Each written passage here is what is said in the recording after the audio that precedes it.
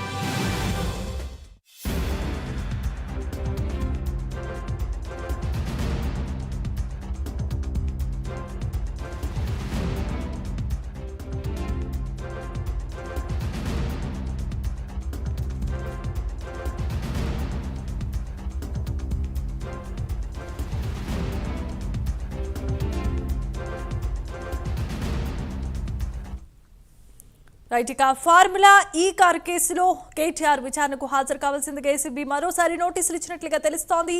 ఈ నెల 9న విచారణకు హాజరు కావాలని ఆదేశించింది. ఉదయం ఏసీబీ ఆఫీస్ వద్దకు వచ్చిన కేటీఆర్ నాటకీయ పరిణామాల మధ్య వెనుదిరిగారు. తన వెంట న్యాయవాదులను పోలీసులు అనుమతించకపోవడంతో విచారణకైతే హాజరు కాలేదు. అక్కడి నుంచి బీఆర్ఎస్ ఆఫీస్కి వెళ్లిపోయారు. మరోసారి లీగల్ టీంతో కేటీఆర్ చర్చించినట్లుగా తెలుస్తోంది. గతంలో ఏసీబీ ఇచ్చిన నోటీసుపై కేటీఆర్ స్పందించారు. ఏసీబీ తనను కొన్ని డాక్యుమెంట్స్ అందివ్వాల్సిందిగా కోరింది. కానీ ఏ అంశాలపై సమాచారం కావాలో మాత్రం స్పష్టం చేయలేదన్నారు కేటీఆర్. తన స్పందనను రాతపూర్వకంగా ఏసీబీ అధికారులకు కేటీఆర్ అందించారు.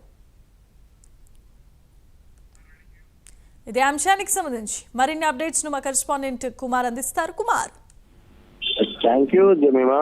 ఫార్ములా ఈ కార్ రేసుకు సంబంధించి ఈ రోజు ఏదైతే ఏసీబీ విచారణకు కేటీఆర్ హాజరైనా సరే అక్కడ ఒక నాటకీయ పరిణామాల మధ్య మళ్ళీ వెనుతిరిగి వెళ్లడం జరిగింది. ఈ రోజు ఉదయం ఏసీబీ ఆఫీస్ కు వచ్చిన సమయంలోనే తన లాయర్లతోని ఏసీబీ ఆఫీస్ కి అయితే కేటీఆర్ అయితే రావడం జరిగింది. ఈ నేపథ్యంలోనే అక్కడ పోలీసులతో పాటు అలాగే ఏసీబీ అధికారులు కూడా లాయర్లు లోపలికి అనుమతించమంటూ కూడా కేవలం కేటీఆర్ మాత్రమే విచారణకు హాజరు కావాలంటూ కూడా కొన్ని షరతులు పెట్టడంతో కేటీఆర్ అక్కడి నుంచి నేరుగా బీఆర్ఎస్ భవన్ కి అయితే వెళ్లిపోయారు. ముఖ్యంగా ఈ కేసుకు సంబంధించి ఏదైతే అక్కడ పోలీసులకి కేటీఆర్ ఆ నోటీసుకు సంబంధించి ఒక రిప్లై లెటర్ కూడా ఇచ్చి వెళ్లారు. ఈ నేపథ్యంలోనే ఆ లెటర్ కూడా ఏసీబీ అధికారులు పరిశీలించారు. మరొకసారి ఏసీబీ విచారణకు రావాలంటూ కూడా ఏదైతే ఇప్పటికే ఈ కొద్దిసేపటి క్రితం ఓరియన్ విల్లాస్ లోని కేటీఆర్ నివాసం దగ్గర ఏదైతే ఏసీబీ అధికారులు నోటీస్ అయితే ఇవ్వడం జరిగింది. అంటే 9వ తారీఖుని విచారణకు హాజరు కావాలంటూ కూడా ఈ నోటీస్ లో పేర్కొన్నారు. ఎందుకంటే ఈ రోజు విచారణ జరగలేదు కాబట్టి మరొకసారి విచారణకు రావాలంటూ కూడా ఏదైతే కేటీఆర్ గా మరొకసారి నోటీసులు అయితే జారీ చేశారు. ఈ రోజు ఈ ఉదయం ఒక హైడ్రామా జరిగిందనే చెప్పొచ్చు. ఎందుకంటే కేటీఆర్ వచ్చిన సమయంలో తన న్యాయవాదులు తీసుకురావడం, అక్కడ 40 నుంచి 45 నిమిషాల పాటు కొద్దిగా వాగ్వాదం కూడా చోటు చేసుకుంది ఇటు పోలీసులకి అటు కేటీఆర్ కూడా. ఈ నేపథ్యంలోనే కేటీఆర్ కూడా కొన్ని కీలకమైన వ్యాఖ్యలు చేశారు. ఏదైతే చట్ట హక్కు తనకు ఉందని ఏదైతే దానికి సంబంధించి లాయర్లతో విచారణకు హాజరు అవ్వచ్చు అంటూ కూడా ఇటు కేటీఆర్ వాదనలో ఏదైతే పోలీసులతో వాదన అయితే చేశారు. ఈ నేపథ్యంలోనే ప్రస్తుతం పోలీసులు కూడా అటు లోపల కూడా అలౌమెంట్ చేయకపోవడంతో కూడా కేటీఆర్ వెనుతిరిగారు. అలాగే కేటీఆర్ కూడా ఇటు ఏసీబీ అధికారులు కొన్ని డాక్యుమెంట్స్ అడిగారంటూ కూడా కేటీఆర్ అయితే చెప్పుకొచ్చారు.